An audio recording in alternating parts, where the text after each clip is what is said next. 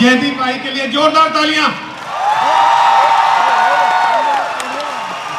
अच्छा, कार्यक्रम कैसा लगा उसके लिए भी तालियों के माध्यम से बताएं। Thank you.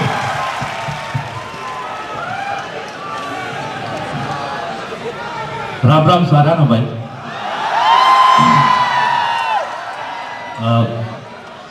भाई पहली बात तो विशी सर, मुनिया भाई साहब, सबके लिए थैंक यू यहाँ बुलाने के लिए। और एक बार सब मिलके जितनी परफॉर्मेंस यहाँ हुई है, मुझे याद है जुकर भाई साहब ने कही इस स्टेज पे मैं 3 से 5 मिनट का डांस फेस्टिवल होता है, हरियाणा डांस का जो कंपटीशन हुआ है जी लेके जाया था। 15-20 मिनट नाचे हुए बालक, सब गा करके ताली हो जाओ। जोरदार तालियां आर्य कॉलेज पानीपत के लिए। और थैंक यू, इतनी सारी आंखें एक साथ हमें देख रही है, आपके प्यार के लिए बहुत बहुत धन्यवाद। जयदीप भाई, जब से आपका पता चला है कि जयदीप अहलावती यहाँ आएंगे, इन बच्चों को कुछ कुछ हो रहा है। अच्छी बात ना यार। मैं तो ये कहता हूँ जिसको कुछ कुछ नहीं होता वो कुछ नहीं है, और जिसको कुछ कुछ होता वो सब कुछ है। इसीलिए जयदीप को भी कुछ कुछ हुआ। जयदीप गांव खरकड़ा से फिल्मी दुनिया में गया। भाई जयदीप उड़ा जाके किसा लग गया। अच्छे कट रहे बस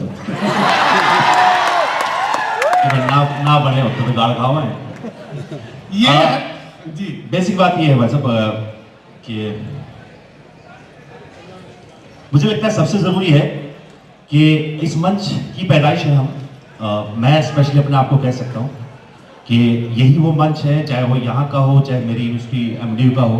हर साल हरियाणा डे पे यहाँ आना होता था, इसी प्रांगण में, इसी सभागार में। बहुत पुरानी यादें हैं।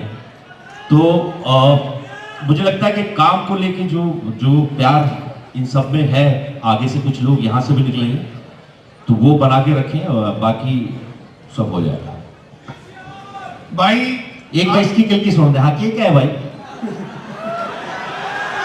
एक तो इनकी किल की खत्म नहीं होती। ताली बजा जाएगा दिवसाते रहे।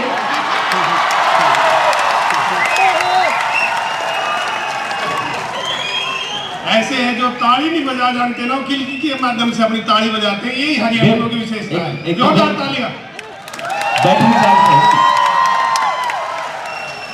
जयदीप भाई, ये गांव का बालक जब मुंबई जैसी जगह पे जाता है और पूरी कॉमर्शियल दुनिया में काम करता है, तो उसको किन किन समस्याओं का सामना करना पड़ता है? अपने अनुभव जरूर साझा करें।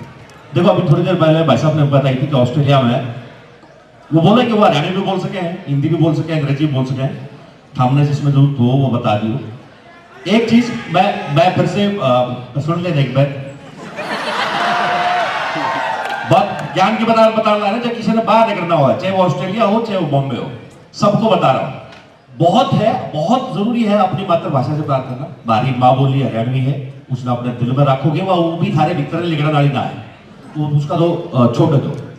पर एक बात मैं जरूर बताऊंगा आप लोगों को कि आप अपने घर से, अपनी इस जगह से बाहर जब निकलते हो, तो आपका मुकाबला बाकी सारी दुनिया से होता है। तो आप अपनी संस्कृति, अपनी माँ बोली को बचाते हुए, अपने पास सहेजते हुए जब ऑस्ट्रेलिया भी जाओगे पढ़ने या कहीं और भी जाओगे, जहां जहां आप अपने हरियाणा का नाम ऊंचा करने निकलोगे, आपको हर उस भाषा से कंपीट करना पड़ेगा जो वर्ल्ड वाइड है, चाहे वो इंडिया से हो या बाहर से। तो आप अपने आप को, अपने बौद्धिक और शारीरिक और सामाजिक स्तर को इतना ऊंचा लेके जाएं कि आप अपनी उस बोली को वहां रख सकते हैं। जिस दिन आप उस मुकाम पे पहुंचोगे, उस दिन आप अपनी माँ बोली को बड़ा कर पाओगे, उससे पहले नहीं।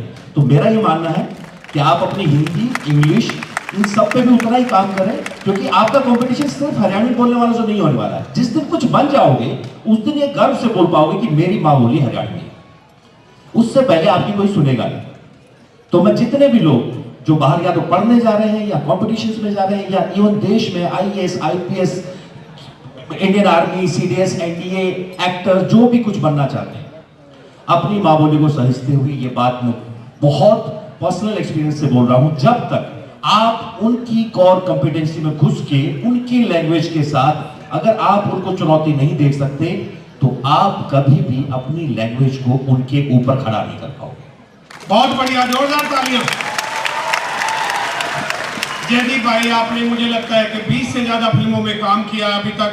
खट्टा मीठा, विश्वरूपम, राजी, लव स्टोरीज, रईस, बागी 3, पाताल लोक, सीरीज, कमाल का। अभी हाल ही में आपने एक और फिल्म आई थी जाने जान, करीना कपूर के साथ, उनके साथ आपका अनुभव कैसा रहा? ये आप पर्सनली जानना चाह रहे हो, सारा जानना चाह रहे हो? मैं अभिनय की दृष्टि से जानना चाह रहा हूँ। नहीं, बहुत बहुत कमाल रहा। उसमें मेरा एक बैचमेट है विजय वर्मा, जो कि हम पिछले 18 साल से दूसरे जानते हैं। जब मैं फिल्म इंस्टीट्यूट में पढ़ रहा था तो वो मेरा बैचमेट रहा है। और करीना जी जो काफ़ी पुरानी एक्टर हैं वो भारतीय सिनेमा की, वो उनके साथ, और हमारे डायरेक्टर जो सुजोय घोष हैं, ये है 3 डायरेक्टर्स में से एक है। तो वो पूरी टीम बहुत ही कमाल थी। और जहाँ तक काम को लेके है वो तो आप सबके प्यार में बता दिया कि हाँ, काम हमने ठीक ठाक किया है, तो उसके लिए बहुत बहुत धन्यवाद। बहुत बढ़िया। आजकल जयदीप भाई सीरीज का दौर है, आपकी भी एक सीरीज आई पाताल लोक।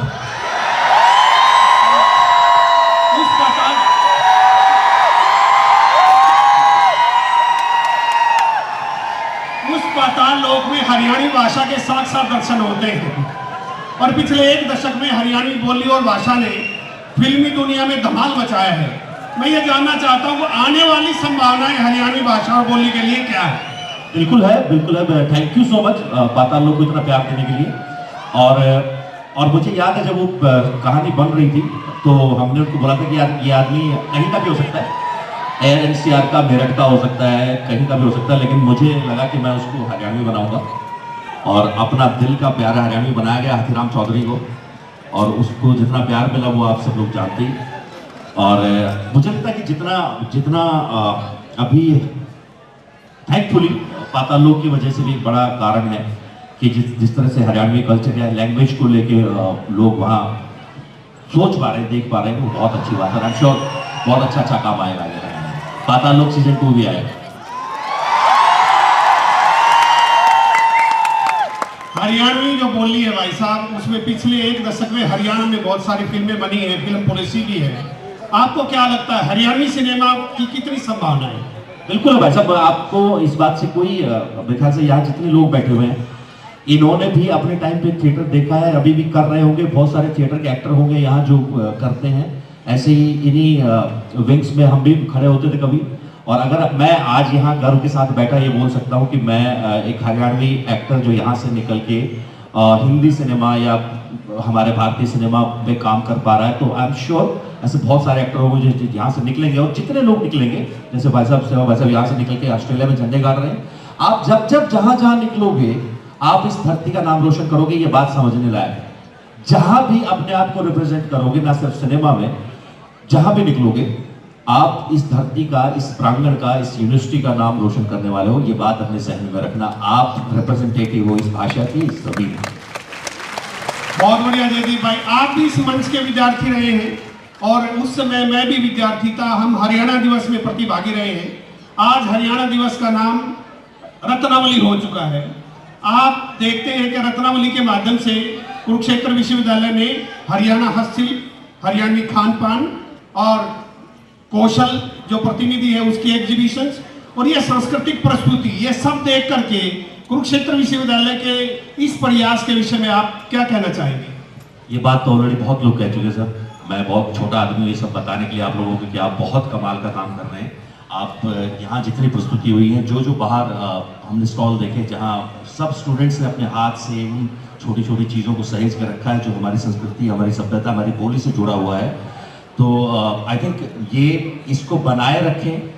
आप न सिर्फ आपका उत्तरदायित्व है, मुझे लगता है कि इन सब का उत्तरदायित्व है कि ये उसका भागीदार बने। सिर्फ अच्छी बात है, तिल की मार कर लोगों का स्वाद लेना हुआ एक अलग बात है, पर काम भी करते रहोगे ना तो वो उसकी रौनक थोड़ी अलग हो जाएगी। और कुछ नहीं, सब बाकी सब जय भोलेनाथ। जयदीप भाई, लोग फिल्मी दुनिया से जुड़ने के बाद हवा में उड़ने लगते हैं, लेकिन आप एक ऐसे चरित्र हैं जो बिल्कुल ग्राउंड लेवल पे, क्योंकि पिछले दिनों आपसे जो है राब्ता हुआ और यकीन मानिए जयदीप भाई फिल्म की शूटिंग छोड़ करके हमारे बीच में आए हैं। ऐसे कौन से संस्कार हैं आपके अंदर कि आप इतने महान होते हुए भी जमीन से जुड़े हुए? भाई साहब एक बात, बहुत पहले आप ये ऐसे सवाल पूछा रहा है भाई साहब इतने ग्राउंडेड क्यों करो। उस वक्त भी मैंने यह बात का जवाब दिया था कि जिस दिन कुछ ऐसा कर लूंगा जो ना मेरे से पहले किसी ने कुछ किया है और ना मेरी कोई बात करने वाला है, उस दिन बहुत आवाम होगी। पर मेरे से पहले बहुत अच्छे अच्छे एक्टर आए हैं इस देश में, अभिनेता आए हैं, मेरे बाद भी आएंगे, ये सिलसिला ऐसे ही चलता रहेगा। तो मुझे लगता है कि कुछ खास बहुत ज्यादा किया नहीं जो मेरे से पहले हुआ नहीं और मेरे बाद नहीं होगा। तो ये आई थिंक ये जो विचारधारा, ये सोच जो है मुझे ये समझने पर रखती है मेरी सहज भाव को कि मैं उन हजारों सैकड़ों जितने भी आप नंबर देना चाहें उन अभिनेताओं में से एक हूँ जिनको इन सबका प्यार मिल रहा है और आगे भी किसी न किसी का मिलता रहेगा और मेरे बाद भी एक जनरेशन आएगी जो सब करती रहेगी। तो मेरे पास अभी हवा में उड़ने के लिए कुछ है। बहुत बहुत धन्यवाद।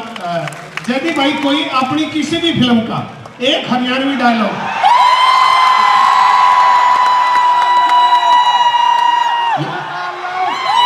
ऐसा गुंडा बुलवाओ कि मैं दर्द तेरा पानी पूरा ना, गुंडा नहीं बोलना, बहुत सुथरा बोलना, यही खासियत है इस मंच की। ये सारे बोलने लायक हम बोल दो। एक बहुत पिछले दिन एक फिल्म आई थी वैसा एक्शन हीरो, देखी थी ना देखी थी, तो उसमें बुरा सोलंकी का किरदार था। अब डायलॉग तो इसे आ गया ना, वो बोलते हैं उस टाइम थोड़ा मजा भी आवा यार, बोलने में कोई खासा मजा होगा भी नहीं।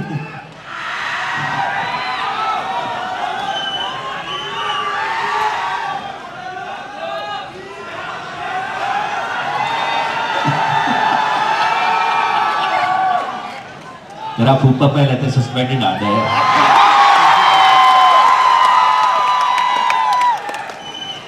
सो मच यार, बहुत बढ़िया, थैंक यू इतना सारा प्यार देने के लिए भाइयों।